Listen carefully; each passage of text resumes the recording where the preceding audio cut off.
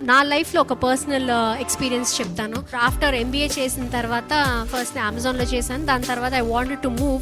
So డెలాయిట్లో interviews జరుగుతున్నాయని చెప్పి విని నేను వెళ్ళాను అనమాట. నాతో పాటు పాస్టర్ గారు కూడా వచ్చారు. This was before marriage. అక్కడికి వెళ్ళి చూడగానే డెలాయిట్ ముందు ఒక 800 మంది లైన్లో నుంచున్నారు. నేను ఆ లైన్ చూడగానే అమ్మో నా వల్ల కాదు, వెళ్ళిపోదాము, ఇక్కడంత అవ్వదు నాకు, 800 మందిలో నాకెక్కడ ఉద్యోగం వస్తుంది, తర్వాత వద్దాంలే అని చెప్పి అంటే అప్పుడు పాస్టర్ గారు లేదు ఏం పోయింది, ఒక్కసారి ట్రై చేయి, మహా అయితే ఒక రోజే కదా అని చెప్పారు. అదోలే అలా భయంగా లోపలికి వెళ్ళి సరే ఇచ్చేదేదో బెస్ట్ గా ఇద్దామని చెప్పి లోపలికి వెళ్ళిన తర్వాత ఒక 5-6 rounds at the last I had final interview and I got the job.